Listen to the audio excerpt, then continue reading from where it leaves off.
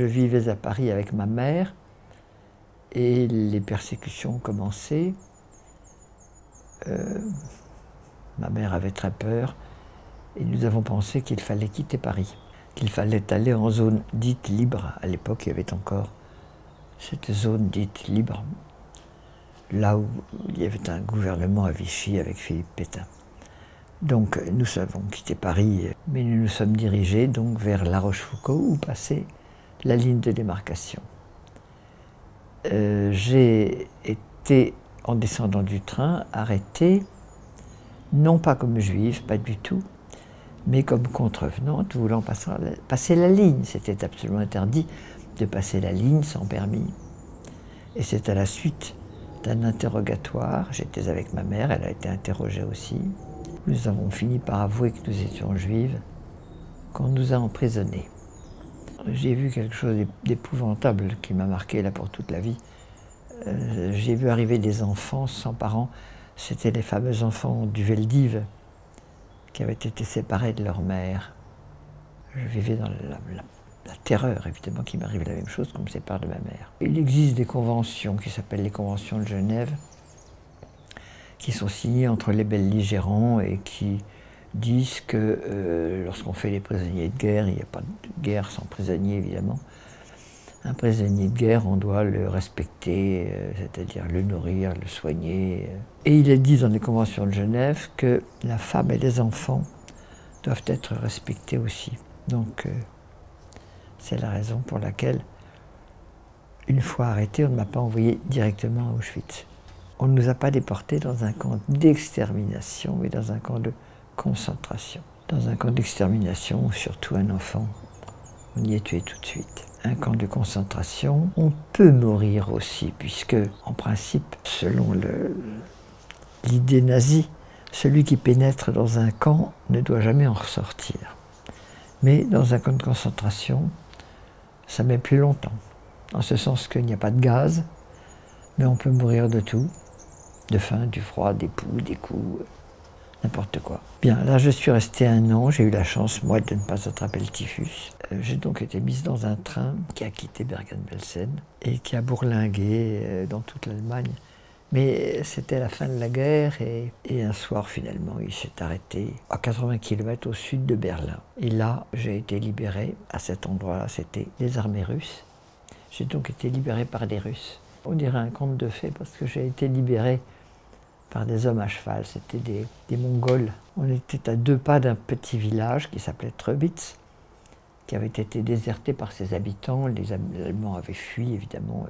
Et je suis restée 2 mois dans ce village, jusqu'à ce que mon père, qui a fait des choses extraordinaires, lui, de son camp, il était passé à Bergen-Belsen, on n'y était plus. Il est rentré en France, il a fait des appels à la radio pour savoir si des gens nous avaient rencontrés. Et mon père est arrivé à Treubitz et il m'a retrouvée. J'ai été libérée, ça c'est une date que j'oublierai jamais, le 6 juin 1945, et rapatriée 6 jours plus tard à Paris. Voilà mon histoire. Vous nous dites que vous avez un petit peu guéri de ces événements-là et que vous arrivez aujourd'hui à en parler. Vous allez d'ailleurs beaucoup en parler dans les écoles. Est-ce que vous pouvez nous parler de cette démarche-là, pourquoi vous la faites et pourquoi vous pensez que c'est important d'en parler aux jeunes générations aujourd'hui? Je vais dans les écoles depuis 1999. Je n'ai jamais cessé. Oui, c'est plus qu'important, parce qu'on aurait très vite fait d'oublier. Il ne faut surtout pas oublier parce que les enfants souvent me posent la question, mais enfin, madame, ça ne peut pas recommencer. Je dis si, ça peut recommencer, bien sûr. L'homme est ce qu'il est, il suffit d'un chef qui sache le rendre fou, et il devient fou. Donc c'est bien la preuve que tout peut revenir. C'est pour ça que nous devons parler. C'est difficile de croire que ça ne peut pas revenir, mais en vérité, si, ça peut. L'expérience que vous venez de partager avec nous donne une transition très logique pour commencer à parler d'Europe. Je vais commencer par vous demander qu'est-ce que ça signifie l'Europe pour vous aujourd'hui et comment vous voyez l'Europe dans votre quotidien. Alors l'Europe pour moi ça signifie plus de guerre. C'est pareil dans les écoles, les enfants n'ont pas connu la guerre. Donc ils n'imaginent pas qu'on puisse avoir une guerre. Et je suis toujours en train de leur expliquer que chaque génération avait sa guerre. Que nous avons eu la guerre de papa, la guerre de grand-papa, la guerre de grand-papa, il y a toujours eu. Et que la France, ils ont du mal aussi à le comprendre. Que la France, tout au long de son histoire, s'est battue contre tous ses voisins. Nous avons été en guerre contre les Italiens, les Espagnols. L'Europe actuelle, c'est pas de guerre. Mais c'est très difficile d'arriver à faire comprendre ça, ça leur semble tellement normal. Non, c'est pas normal de ne pas avoir de guerre. À une époque, j'avais été dans une école, on m'avait gardé à dîner, ça arrive souvent. Et j'étais horrifiée parce que les enfants ne mangeaient pas tout. Et au moment de partir, Madame, vous avez un message pour nous? J'ai répondu, videz vos assiettes, arrêtez le gâchis. Et servez-vous de votre tête pour faire des choses intelligentes. Qu'est-ce que vous espérez de l'Europe pour les prochaines années et pour les générations futures? Oh, moi, j'ai un rêve pour l'Europe, ça serait qu'on ait une défense commune, une justice commune, enfin, tout un tas de choses comme ça.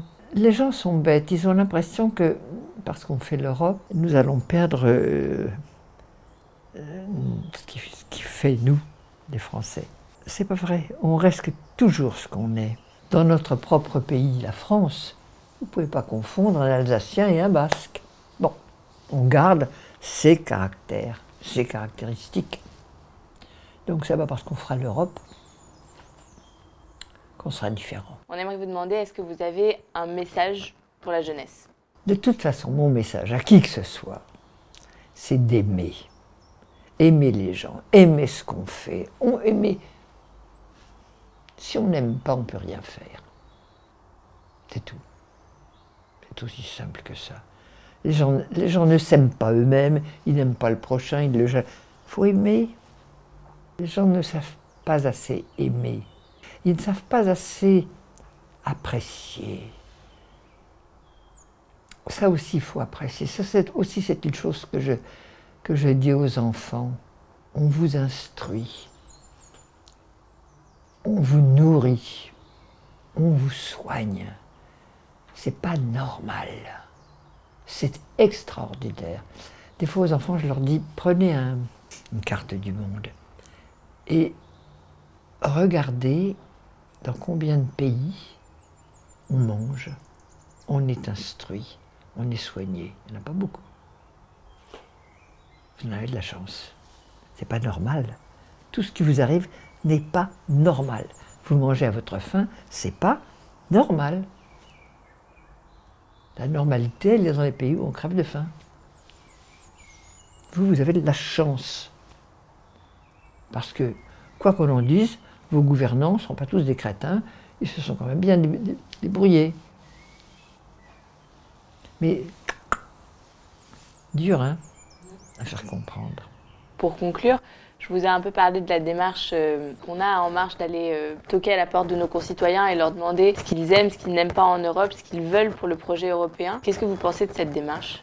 Elle est importante, elle est intéressante et j'espère bien qu'il y aura du répondant.